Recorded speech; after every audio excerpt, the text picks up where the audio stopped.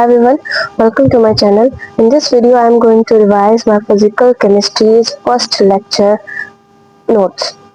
So, as I am studying my physical chemistry, everyone, welcome to my channel. In this video, I am going to revise my physical chemistry's first lecture notes.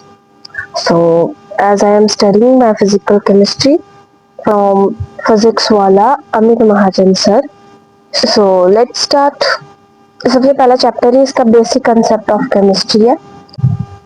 सबसे पहला था history of chemistry. History of chemistry में हमने सबसे पहले पढ़ा था कि फिलोसफर स्टोन के बारे में। फिलोसफर स्टोन जिसको पारस भी बोलते हैं, पहले के टाइम पे लोग को क्या लगता था, ये जो फिलोसफर स्टोन है, अगर इस स्टोन को किसी भी हम मेटल के साथ टच करेंगे तो वो जो मेटल की चीज होगी वो गोल्ड में कन्वर्ट हो जाएगी।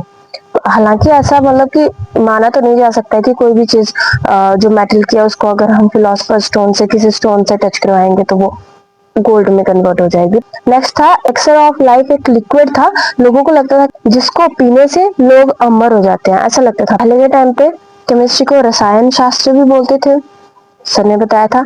नागार्जुना जो थे, इन्होंने एक्सट्रैक्शन ऑफ गोल्ड और सिल्वर के बारे में बताया था कि अगर खदान से अगर हमें गोल्ड या फिर सिल्वर निकालना है तो उसको कैसे एक्सट्रैक्ट करेंगे, कैसे निकालेंगे, इसके बारे में बताया था हमें।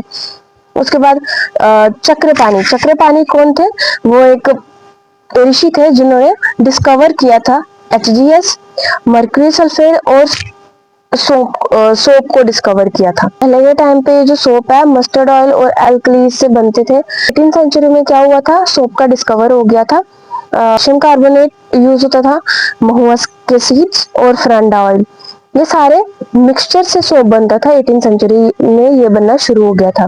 तो बृहद संहिता में क्या लिखा हुआ है, उन्होंने वॉल ग्लू के बारे में बताया हुआ है। पहले के टाइम पे लोग वो बॉइल्ड फ्रूट से बनाते थे, सीड्स और बार्क से। इनके डिस्कवर करने से बहुत पहले ही आचार्य कन्नड़ थे, उन्होंने परमाणु का डिस्कवर कर लिया था। परमाणु वो सबसे छोटी चीज होती थी जिससे कोई भी मैटर जो है वो बना होता था। मैटर जो है वो स्मॉल पार्टिकल से बना होता है, जैसे बड़े छोटे छोटे पार्टिकल से बने होते थे भस्म, जिसको हम नैनो पार्टिकल्स बोलते थे। एप्लीकेशन ऑफ केमिस्ट्री में फर्स्ट है फर्टिलाइजर। मेन एलिमेंट्स क्या क्या होते हैं, जैसे नाइट्रोजन हो गया, फास्फोरस हो गया, पोटेशियम हो गया। पोटेशियम, ये सारी चीजें क्या करती है, प्लांट्स की ग्रोथ में हेल्प करती हैं और बड़ी सारी बैक्टीरिया बोले, इंसेक्ट बोले, इनको मारने में भी हेल्प करती है।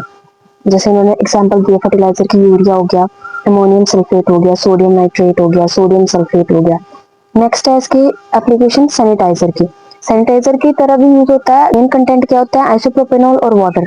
पर कोविड-19 के टाइम क्या हो गया था, आइसोप्रोपेनॉल जो मेन कंटेंट था इसकी बहुत ज्यादा कमी हो गई थी। इसकी वजह से आइसोप्रोपेनॉल की जगह इथेनॉल यूज किया जाता था सैनिटाइजर में। नेक्स्ट है मेडिसिन। सर की ट्रीटमेंट के लिए सिस्प्लेटिन एंड टैक्सोल यूज किए जाते हैं। नेक्स्ट है एजेडिटी एजिडोथाइमिडीन, ये ट्रीटमेंट के लिए यूज होता है एड्स की। नेक्स्ट है CFC। CFC में भी बड़ा यूज होता है केमिस्ट्री का, जैसे CFC क्लोरोफ्लोरोकार्बन, ये पहले यूज किया जाता था रेफ्रिजरेटर वगैरह, AC वगैरह में, पर आजकल इसका यूज बंद हो गया क्योंकि ये बहुत ज्यादा हार्मफुल होता है, जो हमारे ओजोन लेयर को डिप्लीट करता है। अच्छा, सर ने हमें मैटर के बारे में समझाया था। मैटर क्या होता है, हो सकता है 3 प्रकार के। सबसे पहला हो गया सॉलिड, दूसरा हो गया लिक्विड और तीसरा होगा गैस। सॉलिड में क्या होता है, पार्टिकल्स मूव नहीं करते हैं और उनके बीच में स्ट्रॉन्गेस्ट फोर्स ऑफ अट्रैक्शन होती है और फिक्स्ड शेप होता है उन लोगों का, वॉल्यूम भी उनकी फिक्स्ड होती है और इनकम्प्रेसिबल होते हैं। नेक्स्ट है लिक्विड। लिक्विड के पार्टिकल्स सॉलिड के कंपेयर में थोड़े से मूव कर सकते हैं, वो उनकी फोर्स ऑफ अट्रैक्शन थोड़ी सी वीक होती है एज कम्पेयर टू सॉलिड, और वॉल्यूम उनका फिक्स होता है, शेप फिक्स नहीं होती। गैस, गैस क्या है, इसके पास लीस्ट फोर्स ऑफ अट्रैक्शन होती है, ना इनका फिक्स्ड शेप होता है ना ही फिक्स्ड इनका वॉल्यूम होता है, और ये हाईली कंप्रेसिबल होते हैं। 2 तरीके के मैटर होते हैं, प्योर मैटर होता है और एक इम्प्योर मैटर होता है। प्योर मैटर में क्या होता है, जो पार्टिकल्स होते हैं वो सेम तरीके के होते हैं। इसके आगे सब टाइप है एलिमेंट्स और कंपाउंड्स। एलिमेंट्स टोटल हमारे पास है 118 एलिमेंट्स है और हर एलिमेंट्स का अपना एक तरीके का एटम होता है। दूसरे होते हैं कंपाउंड, उनके पास chemically combined different kind of elements होते हैं जो फिक्स रेशियो में प्रेजेंट होते हैं। जैसे उन्होंने एग्जांपल दी हीलियम और आयरन।